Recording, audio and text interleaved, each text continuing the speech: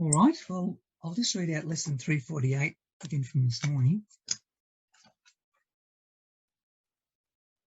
I have no cause for anger or for fear, for you surround me, and in every need that I perceive, your grace suffices me.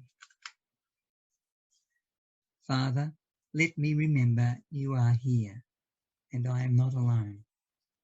Surrounding me is everlasting love. I have no cause for anything except the perfect peace and joy I share with you. What need have I for anger or for fear? Surrounding me is perfect safety. Can I be afraid when your eternal promise goes with me? Surrounding me is perfect sinlessness. What can I fear when you created me in holiness as perfect as your own? God's grace suffices us in everything that he would have us do, and only that we choose to be our will as well as his.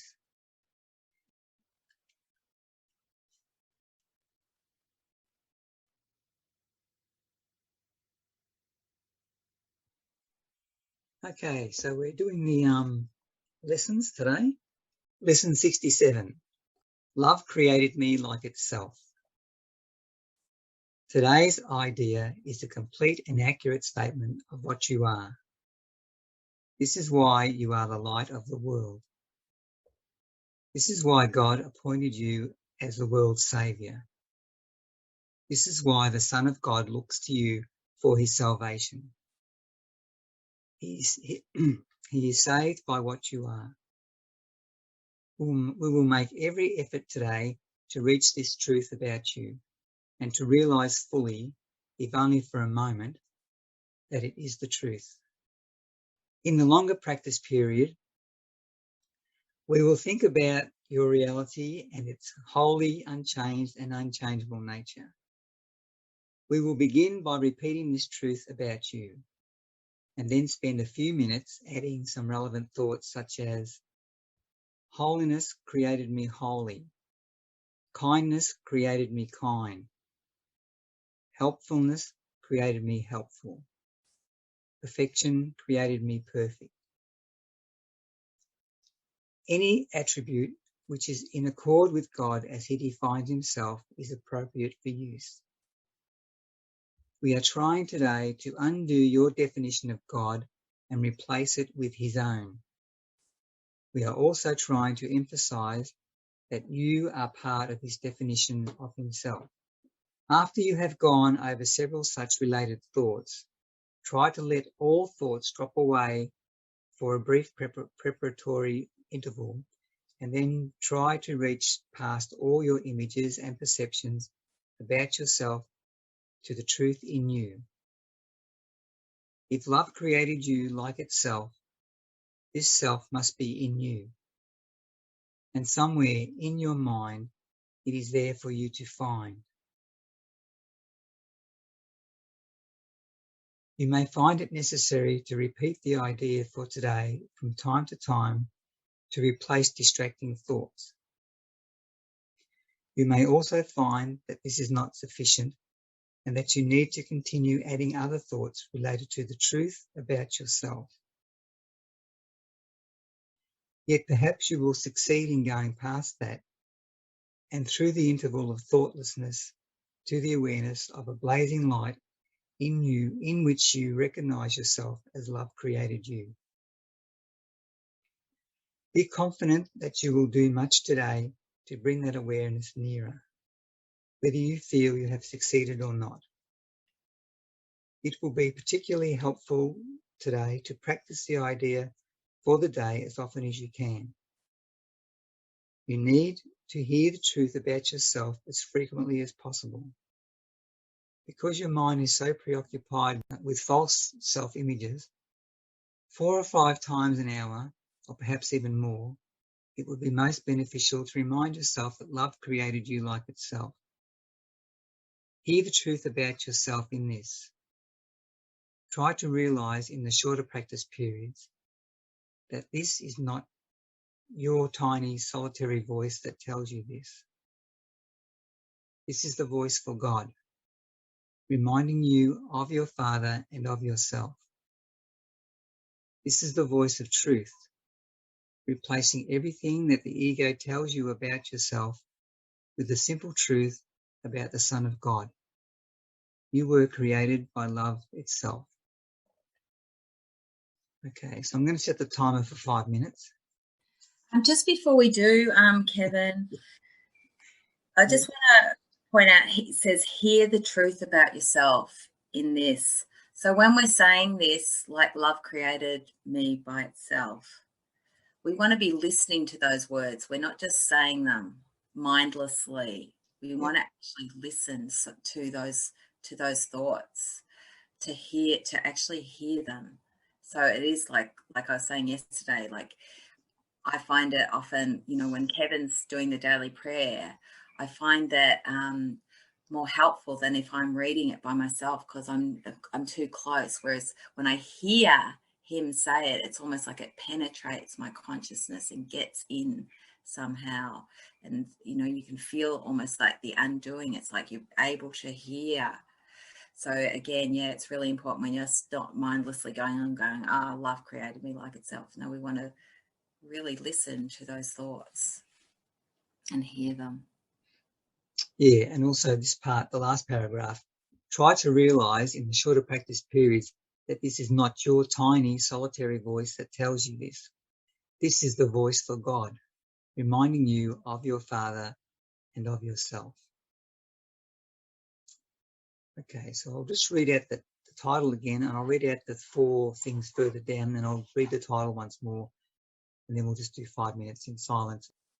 Love created me like itself. Holiness created me holy. Kindness created me kind. Helpfulness created me helpful. Perfection created me perfect. Love created me like itself.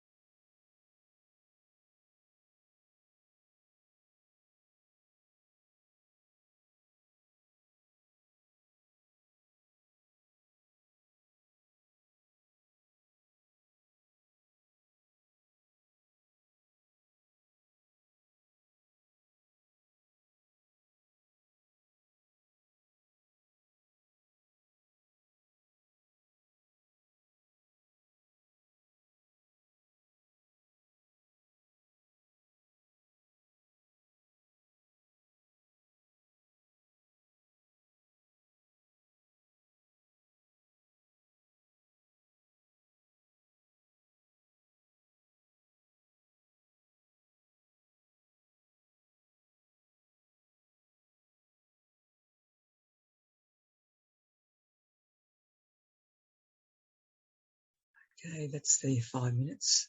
Oops. I just like to say that when I do these things, often I've talked to Annie about this before with these sort of experiences. It's like I feel like I don't get anything out of them. Like it might as well just be all Greek to me. It's like I sit here and I realise today that I have an expectation. Like, I want to see the heavens open up. It's like, and I'm experiencing the bliss and the love of whatever it was we said. And I just got to trust that it's happening it's happening inside, and I'm just not aware of, or my expectations aren't being met, but it's happening inside, and it's all good. And because I feel like I've had a lot of changes in my life, so I guess this stuff's penetrating somewhere. Yeah, just not like what perhaps my experience is different to other people's. In a way, he does set up an expectation, because he is saying, perhaps you will succeed in going past that and through the interval of thoughtlessness.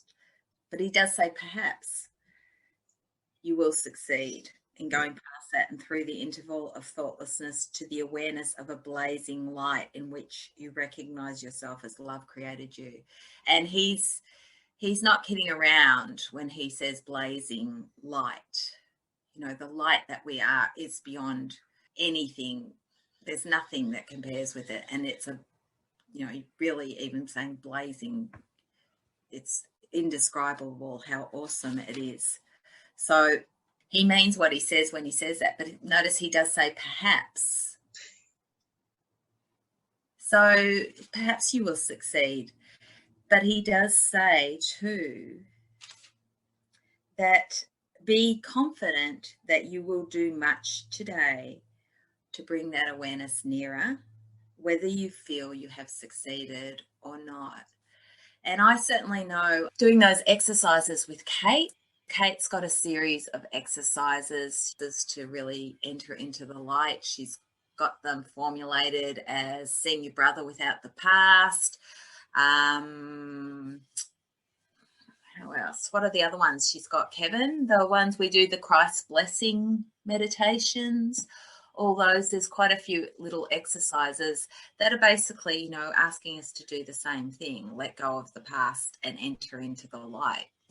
Now, for me, when we started doing those, we were probably practicing with a brother, and I was like, there was so much block with the person that was coming to mind that it's like I could barely get an image of them. There was so much darkness seemingly between me and being able to bring up the even image of this person that I'm covering over with the past. Through that repetition, it wasn't like me doing it daily or anything, but week by week, whenever I did do it, it was slightly easier. So you really don't know. This is where this thing is, just do it and you don't really know what's happening. There's effects taking place. It was like me when I did my radical forgiveness. I just did the practice, and then all of a sudden it was like waking up one morning and everything was different. So it's the same with this, Kevin. You show up, you do it. There's just that willingness to do as instructed and trust that something's happening. Like he says, every time a little bit darkness is washed away. Hi, Teddy. We've just been we're on lesson 67, Love Created Me Like Itself. We've just done a practice period of that, and we're probably about to do 68. There's just a request here, because Bet's here. She's a little bit hard of hearing. So there's just a request that we don't talk over each other when Bet's here, so that if we do want to say something, we just maybe put our hand up, because it's just a bit easier for her to hear. Okay. I have to learn how to do that. You and Annie both, yes. And I have to learn patience. Anyone else want to comment on that process we did? Anything you experienced? Yeah, Bet? Yep. I lived in Japan for a year on a teacher exchange, and I found that when I was there, I could not understand or any of the words, regardless of the hearing loss, because I'm quite auditory, interestingly enough. But I noticed that the more I was engaged in the trying to listen and make sense of the language in Japan, the Japanese language, and also I was reading it, then I can't explain it, but about 3 months later, I actually recognized a few words, and then I was able to use them. And so that was, it was a wonderful experience that I'm connecting with the course in the same way that Annie was just saying. The more engaged with it with no expectations, if something seems to happen, and it can't be controlled, can it? It seems to have a will of its own. My readiness, perhaps, or whatever it is that's coming. So I just thought that's just what came to mind in terms of connecting with learning the course as well as that Japanese experience. Thank you. Thanks, Beth. Okay, we'll move on to the next lesson. Lesson 68. This sort of follows on from that one as well. That one was Love Created Me Like Itself. This one is Love Holds No Grievances. Lesson 68. Love holds no grievances. You who were created by love like itself can hold no grievances and know yourself. To hold a grievance is to forget who you are. To hold a grievance is to see yourself as a body. To hold a grievance is to let the ego rule your mind and to condemn the body to death. Perhaps you do not fully realize just what holding grievances does to your mind. It seems to split you off from your source and make you unlike him. It makes you believe that he is like what you think you have become, for no one can conceive of his creator as unlike himself. Well, I guess that answers my earlier confusion about what's going on. Shut off from yourself, which remains awareness of its likeness to its creator, yourself seems to sleep, while the part of your mind that weaves illusions in its sleep appears to be awake. Can all this arise from holding grievances? Oh yes, for he who holds grievances denies he was created by love, and his creator has become fearful to him in his dream of hate. Who can dream of hatred and not fear God? It is as sure that those who hold grievances will redefine God in their own image, as it is certain that God created them like himself and defined them as part of him.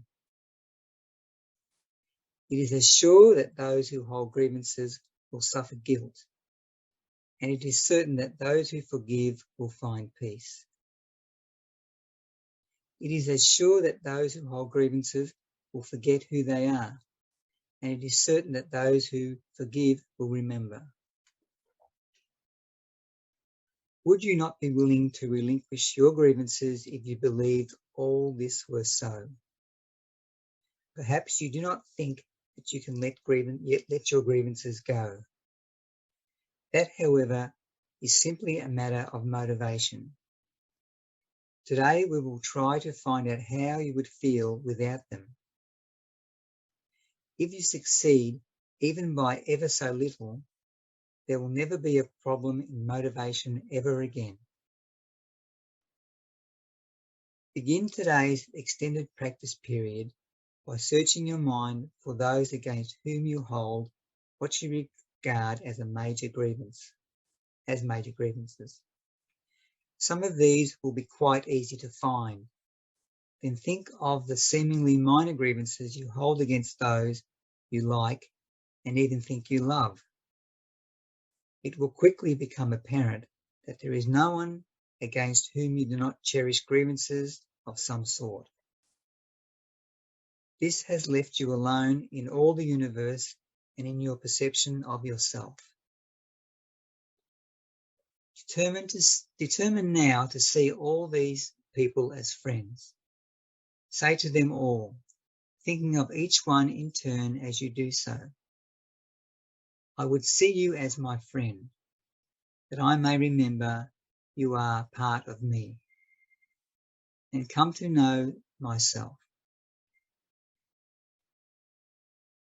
Spend the remainder of the practice period trying to think of yourself as completely at peace with everyone and everything, safe in a world that protects you and loves you, and that you love in return. Try to feel safety surrounding you, hovering over you and holding you up. Try to believe, how briefly, that nothing can harm you in any way. At the end of the practice period, tell yourself, love holds no grievances. When I let all my grievances go, I will know I am perfectly safe.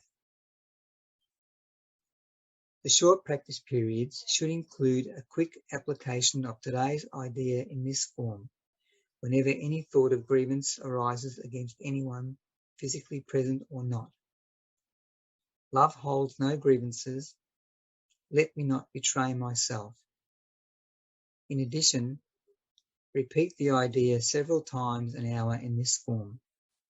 Love holds no grievances. I would wake to myself by laying all my grievances aside and awakening in him. Now, this is a problem I've come across in the past when I do these lessons. There seems to be so much information I have to remember when I've got my eyes closed and I haven't got the book. I can't remember any of this stuff. I have to go back and look and do it over and over again. So, Annie, yes? Well, this is the value of having these recordings, Kevin. We can actually just put you on voice, and you can just listen to your voice guide you through the meditation, through the exercise. I do play it over. I've got it on my phone and I play it, but it sort of gets in the way of doing it as well. It's like because it's talking, and then you want to stop and do it after it stops talking, and then I forget. And half the time I just go back to something like, I am as God created me, or I rest in God, because I think, well, as long as I'm doing something, it's like I've read the lesson and I'll just do whatever I can do to. Let's record one where you just slow it down. So like when you're speaking it, I'm doing it. Like as you were reading it, I was doing it. Okay. So we can record one where you just really slow it down so you don't have to wait till the end. You do it as you're being guided through. Yeah, I might do that. I might leave spaces in between each little, and then I'll read a little bit you have to do, and then I'll leave a space for a while. All right. How long would we like to do this for? Yes, Annie? Teddy has his hand up. Oh, Teddy. See, this is the trouble with hands up. Half the time I miss it. Go ahead, Teddy. Good listening patience, though, isn't it? Yeah. Well, Kevin, I did every lesson on a video. You could always listen to me talk about the lesson. I can't find all your lessons, Teddy. I can find like a lot of them, but why don't you put them all in one place, from 1 to 365? Yes, Annie. But Teddy, there's a difference between you talking about the lesson and actually guiding someone through the lesson, and so they have the time and space to apply it as you're speaking it. Anyone can talk about the lesson, but the application of it and doing it is a different thing. That's true. And when I did those, I specifically did them to talk about them and not to do them. So it was with a different mindset that I did them. But Kevin, I want to say this about this particular lesson. I mean, really, you're just looking for all the grievances, and it's telling you got grievances against everybody. Including animals and fruit. I remember I found that one out. Love holds no grievances. All right, so we'll do another 5 minutes. Sorry, Kevin, I accidentally muted you, so we didn't hear all that. But I was going to say, so in order for you to do it as well, I'll read it out slowly if you like, so we can just go through it step by step. Begin today's extended practice period by searching your mind for those against whom you hold what you regard as major grievances.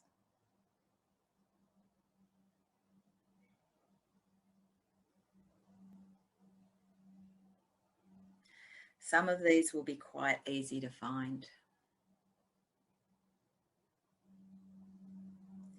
Then think of the seemingly minor grievances you hold against those you like and even think you love.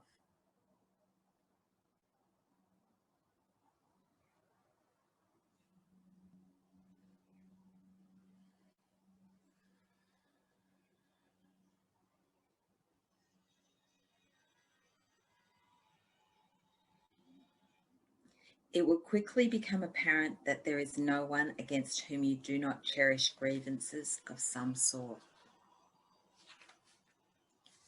This has left you alone in all the universe in your perception of yourself. Now, determine to see all these people as friends.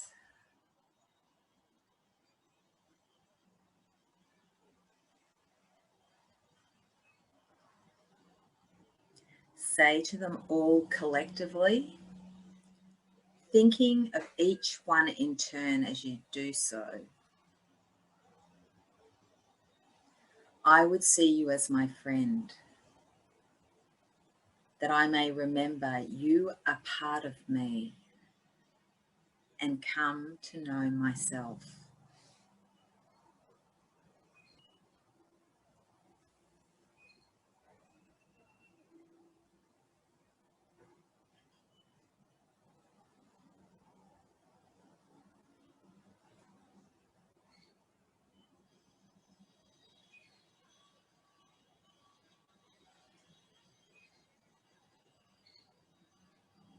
Spend the remainder of the practice period trying to think of yourself as completely at peace with everyone and everything. Safe in a world which protects you and loves you, and which you love in return.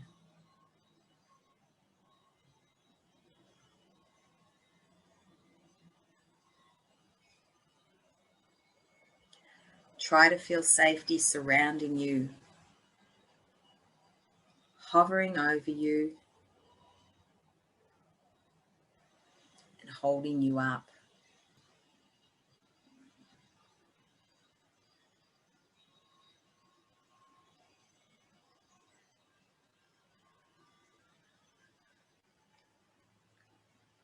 Try to believe, however briefly, that nothing can harm you in any way.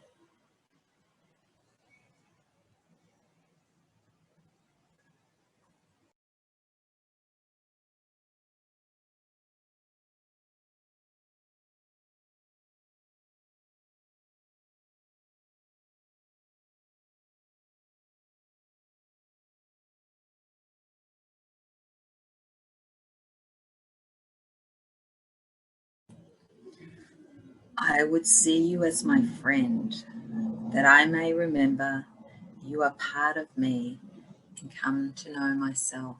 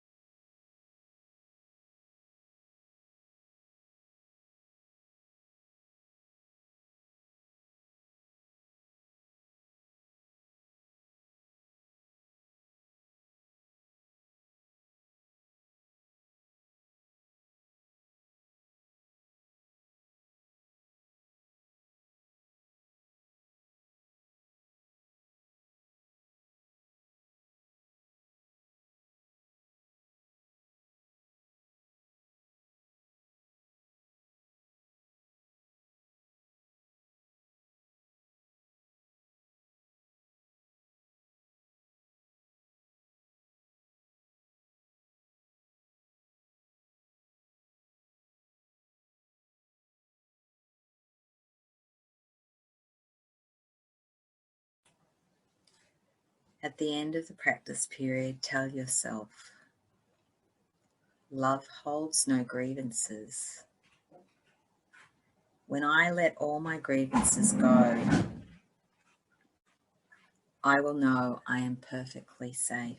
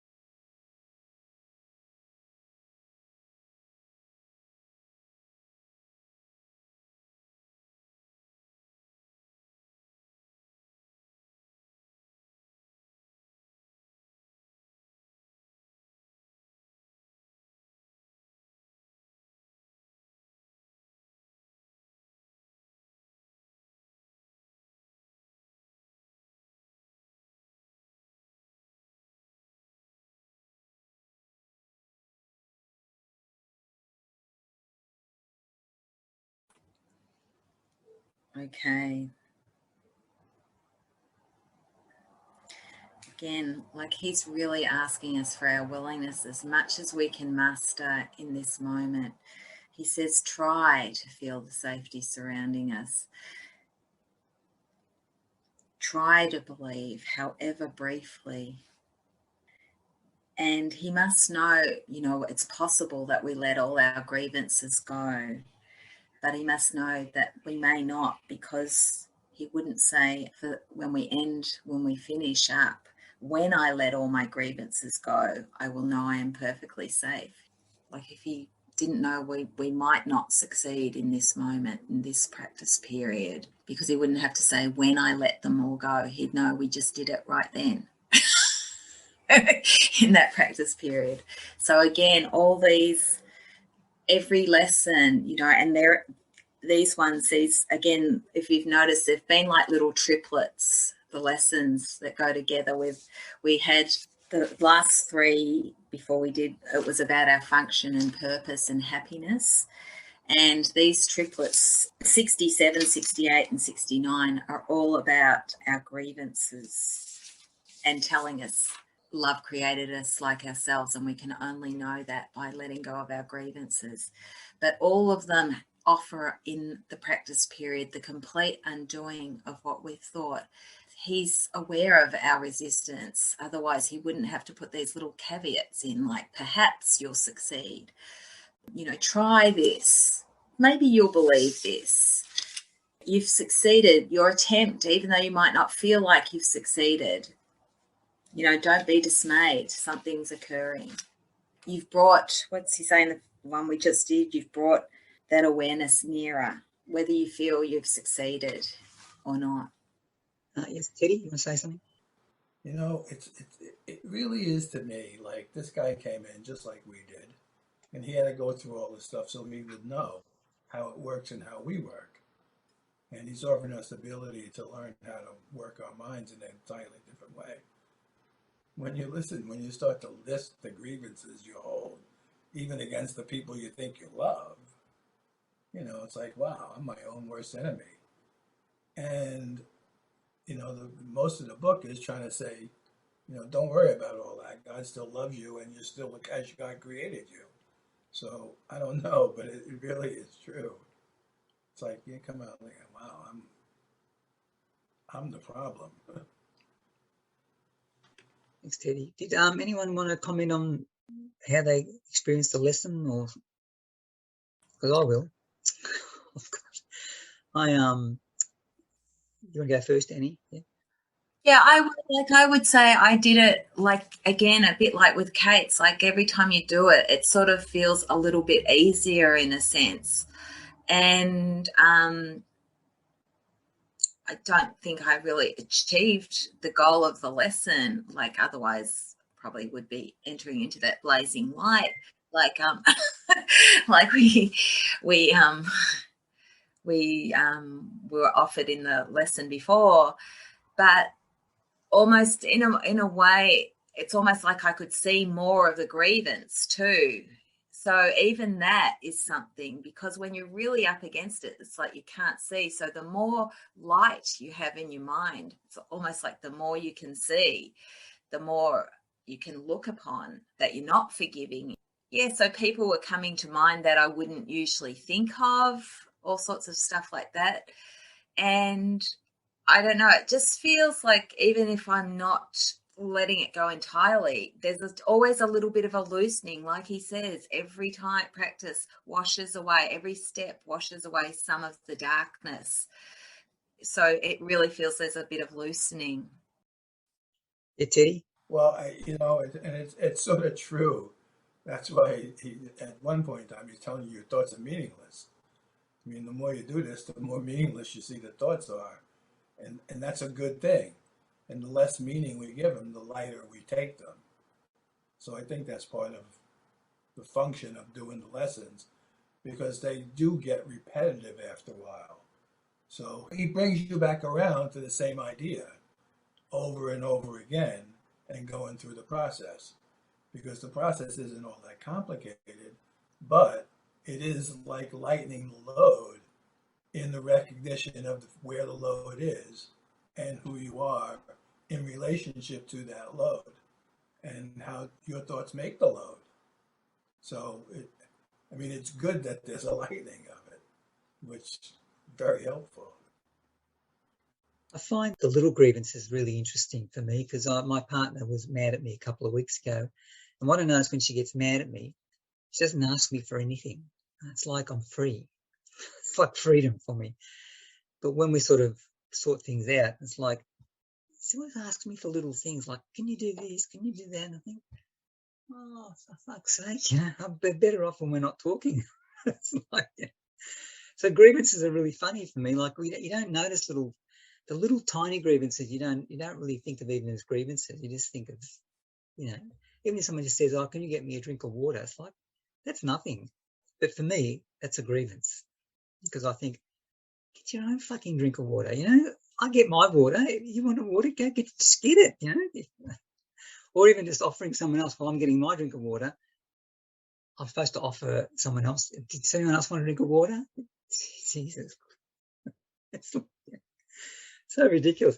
But I really like that, Andy, when you did that, because I get nothing out of these processes in experiences when I do stuff. This is really good because I felt people coming towards me and coming inside me, like I was like swallowing people up, and they were just disappearing. Once they went inside me, they were gone. And that's like, and as I was doing that, I was getting that sort of feeling like, if I can do this with everybody, I'll just be that oneness. That's like I'll be complete.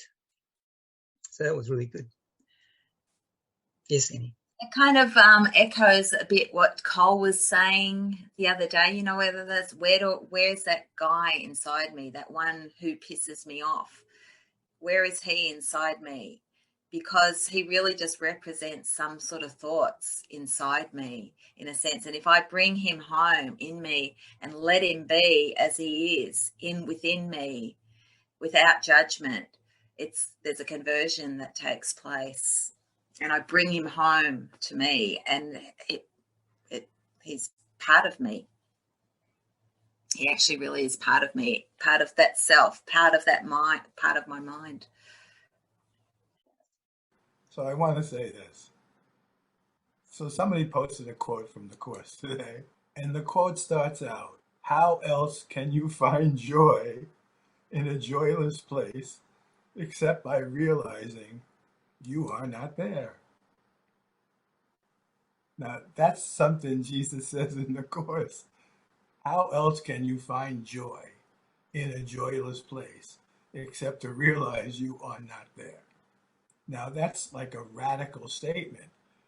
So in a sense, us not finding joy is an agreement with what the lesson, what the course is trying to teach you. You can't, I mean, you have to realize that this isn't your home and it's a joyless place. Otherwise, you're lying to yourself.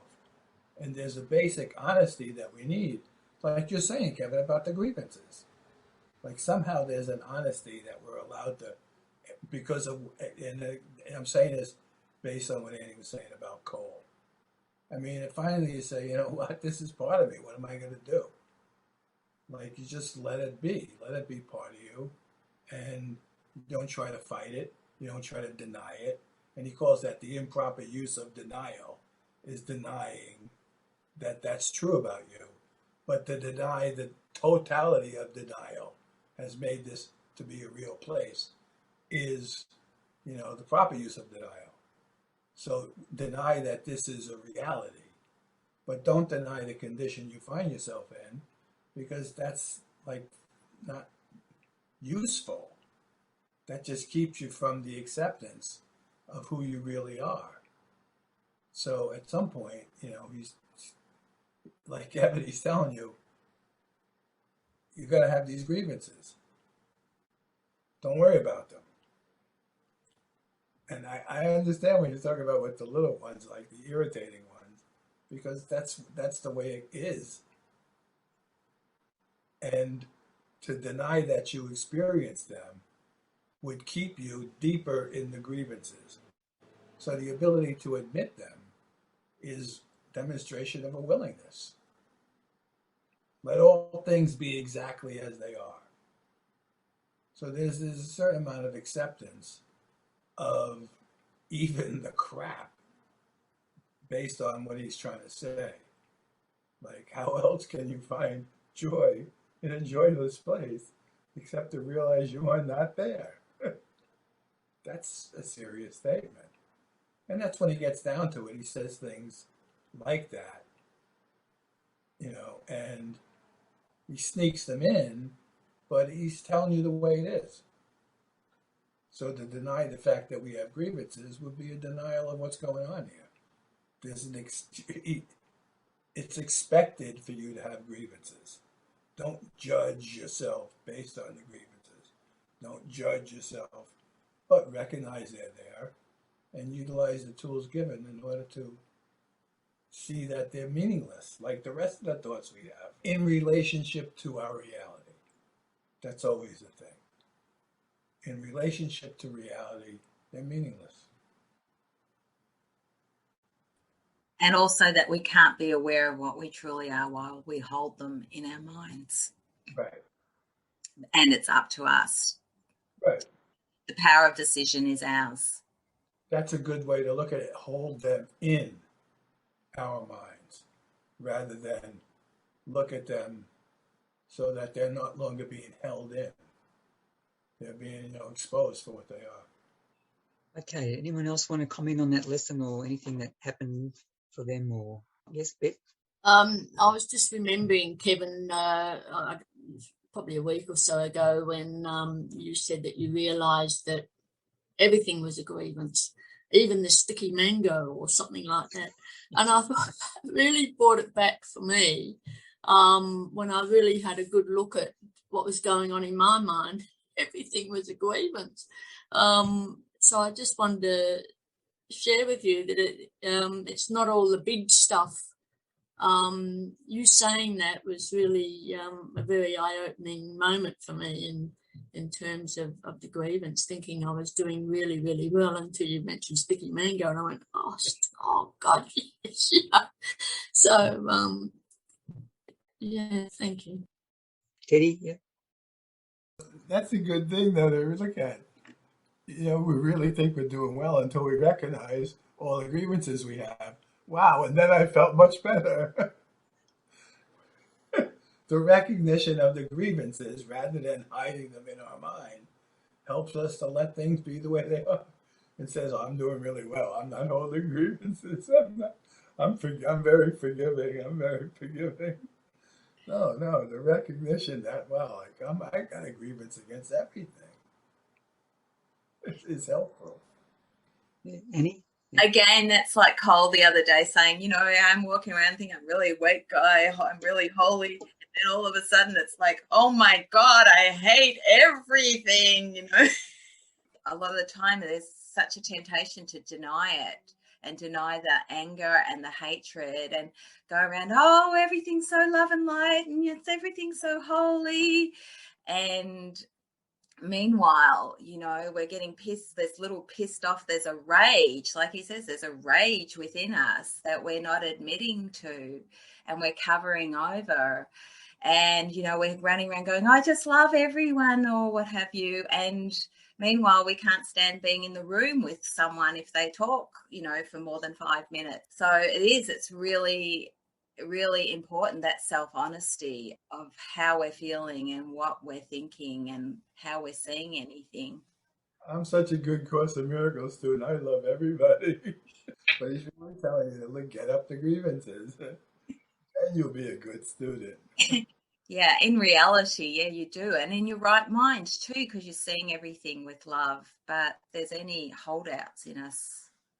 You know, it's sort of like I've got these benchmarks and I go, unless I can just think of everyone and there's just pure joy if I think of them, or I just really see them as my dearest friend and there's just nothing but love and gratitude pouring out of me towards someone, then I'm full of shit if I think I love everyone. Go on.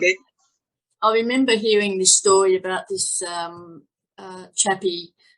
He and his wife were very, very in my area. Very, this was many years ago. Very, very involved with the Course in Miracles and talked about it and lived it and went to conferences and all that. And then they found that they needed to get out of the Course in Miracles group because it was too easy, it was too safe, so then they went back into the environment, into a church environment, and out came all the grievances and everything. So I thought that just reminded me, it was great. That is a really good example because it is like you can get in your real little bubble and your little course world. You know, people set up their little course world and they really just, you know, run around doing that. And you're really just in this little bubble of a dream of course things and talking course things all the time. And, you know, it can all look very lovely, but it's like a false sense of grace. You're not really living in that entirety of that, really stepped out and undone the self-identity, really undone that self-concept. So it's a great story, Bet, because it's, you know, it's a really good indication. It's like another form of us setting up our own little cave, you could say. All right, yes, Bet. Don't they call that spiritual bypass or something? You know, when you're trying to just see everything as light and everything, when natural fact, the primary something of the Course is to undo the blocks to love's presence. It's almost like you've got to not find them, but to be in an environment which is helpful for you to find them, I guess. It's undoing that thought system, and through undoing that, we're undoing our self-concept. Like, you know, one of those lessons, he says, I see myself as blah, blah, blah, but my mind is part of God's. It's undoing that self-concept that we think we see. I see myself as a man. I see myself as a woman. See myself as kind, you know, whatever it is, charitable, or see myself as very loving, or, you know, even that. It's undoing that concept, all those preconceived ideas of ourselves. We come into that environment to bring stuff up, but he does ask us at times, because people say you don't have to dig around. You don't have to dig around in your mind. That's true in a way, but I went through recently and there's many lessons like we've just done where he says, search your mind, because it's there. You can look, you can think of someone and go, well, it's not like I really, you know, you can see how you feel about someone or some situation if you just sit for a moment and let it come to mind. So he does say, search your mind. I mean, you don't have to dig around. If you're willing to sit there, it will just come in and it'll be shown to you. So it sort of works both ways. But obviously, situations are going to bring shit up, you know, if we're not trying to avoid them. But also, we are asked in a lot of lessons to just sit quietly and search our mind, let it come to us.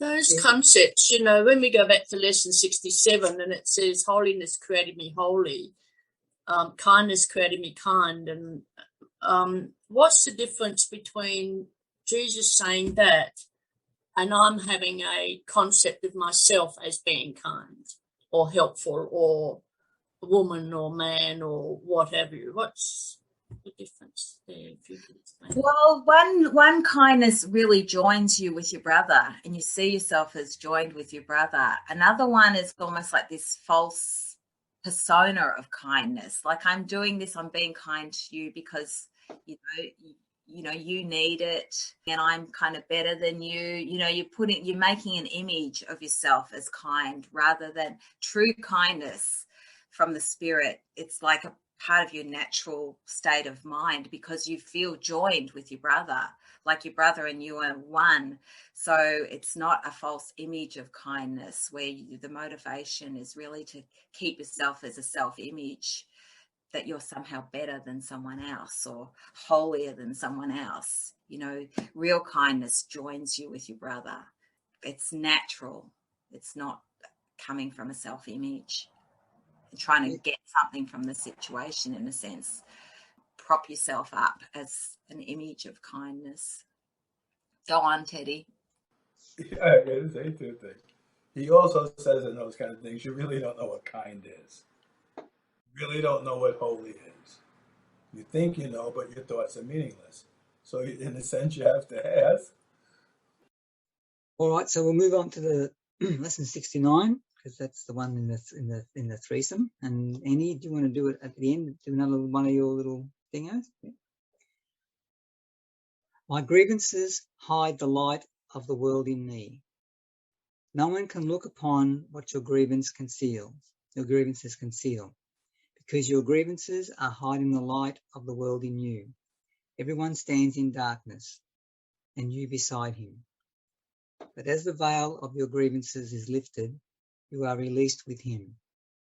Share your salvation now with him who stood beside you when you were in hell. He is your brother in the light of the world that saves you both. Today, let us make another real attempt to reach the light in you. Before we undertake this in our more extended practice period, let us devote several minutes to thinking about what we are trying to do. We are literally attempting to get in touch with the salvation of the world. We are trying to see past the veil of darkness that keeps it concealed. We are trying to let the veil be lifted and to see the tears of God's Son disappear in the sunlight. Let us begin our longer practice period today with the full realization that this is so, and with real determination to reach what is dearer to us than all else. Salvation is our only need. There is no other purpose here, and no other function to fulfill. Learning salvation is our only goal. Let us end the ancient search today by finding the light in us and holding it up for everyone who searches with us to look upon and rejoice.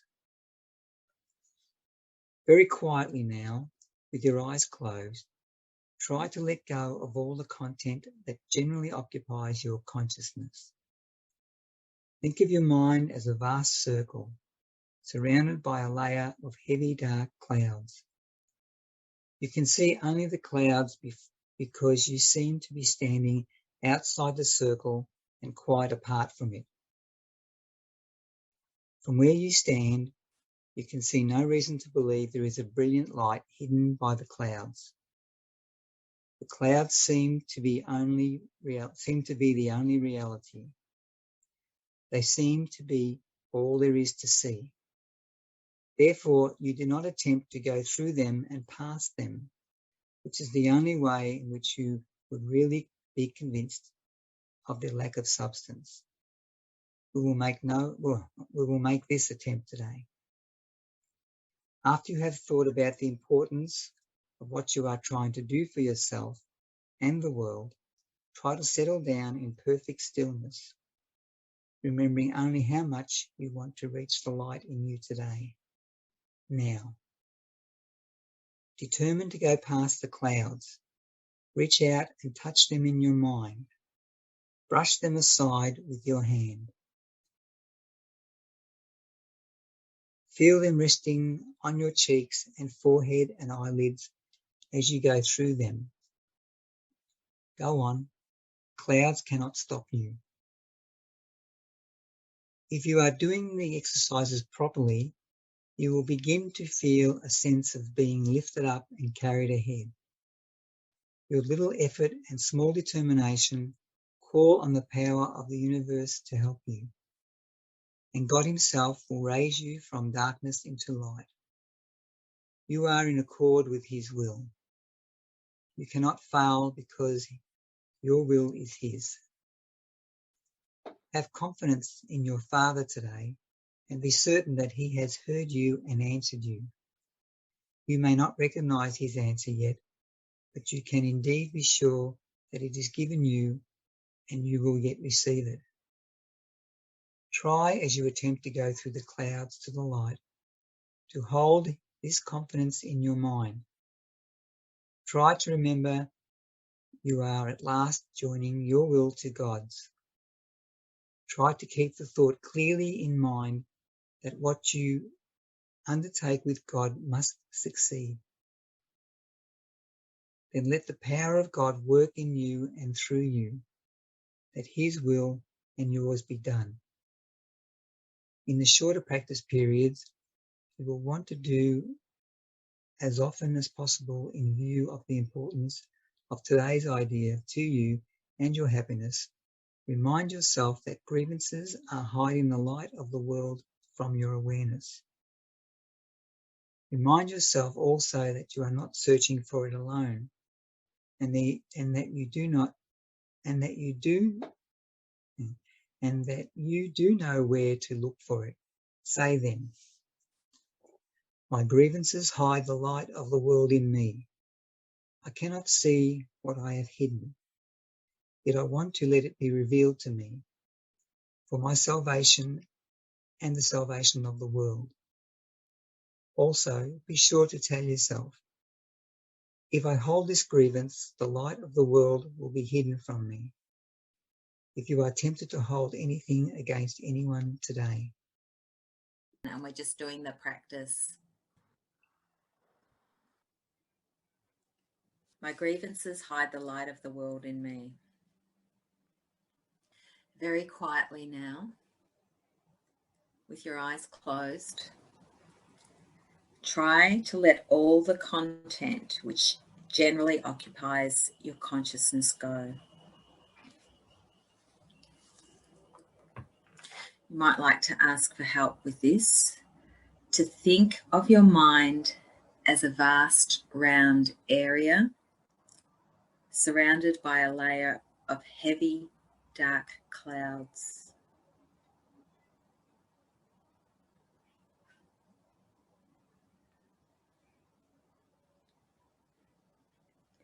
You can see only the clouds because you seem to be standing outside the whole area and quite apart from it.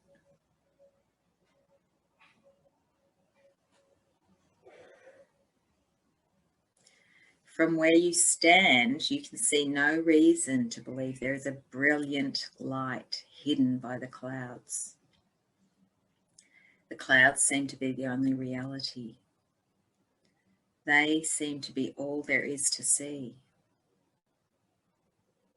Therefore, you do not attempt to go through them and past them, which is the only way in which you would be really convinced of their lack of substance. We will make this attempt now. So think about the importance of what you are trying to do for yourself and the world.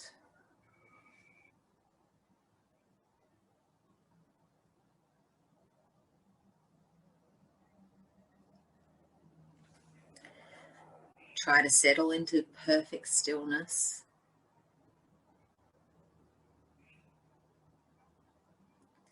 And remember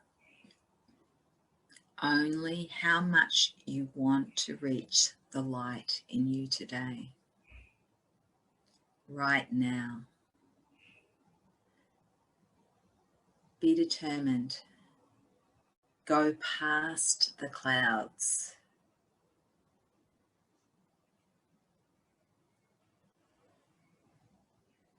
Reach out, touch them in your mind, and brush them aside with your hand. Feel them resting on your cheeks and forehead and eyelids as you go through them.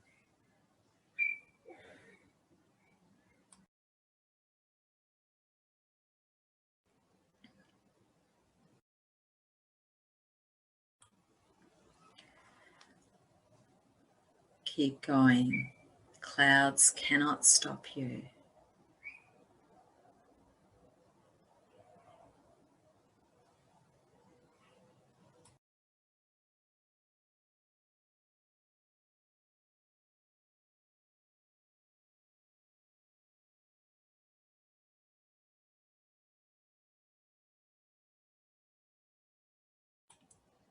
Keep going. Be determined to go past all the clouds,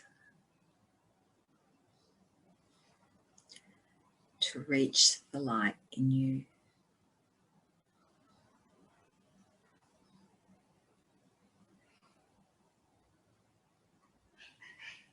If you're doing these exercises correctly, even a little, you'll begin to feel a sense of being lifted up and carried ahead.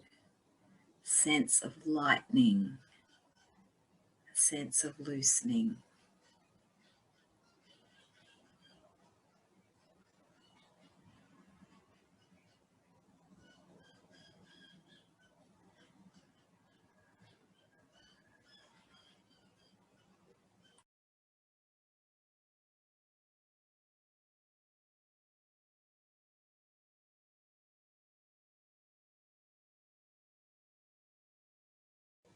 Our efforts and our determination to reach the light are calling on the power of the universe to help us.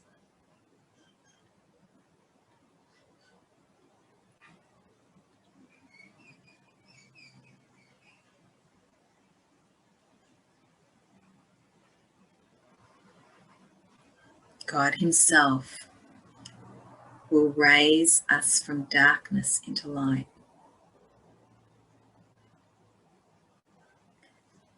Because your will is in accord with His. Your will is light. Your will and His are one. And you cannot fail because your will is His.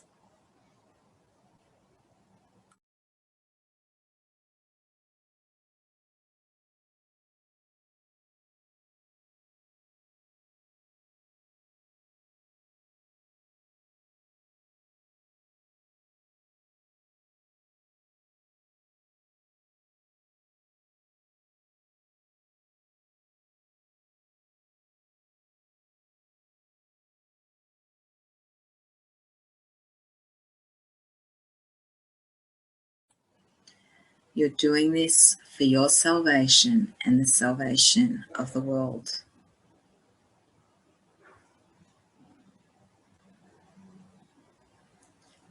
Have confidence in your source today.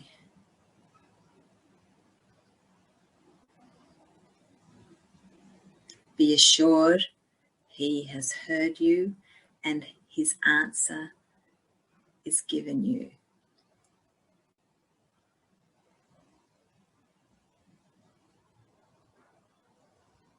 You may not recognize it quite yet, but you can be certain that it has been given you and He has answered, and you will receive it.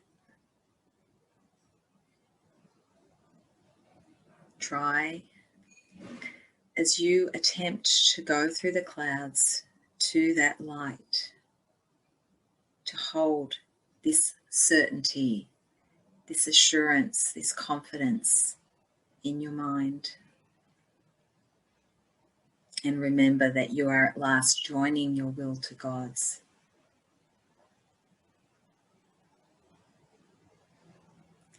Remember clearly that what you undertake with God must succeed. And rest and let the power of God work in you and through you, that His will and yours may be done.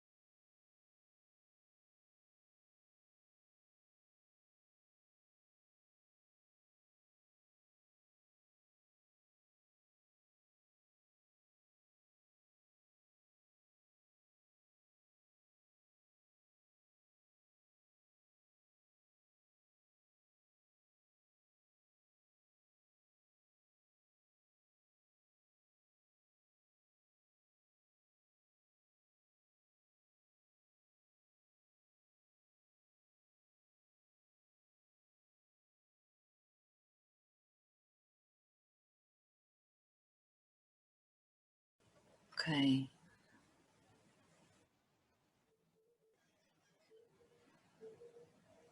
I'll leave you in this peaceful state to go about your day, and we'll see you tomorrow.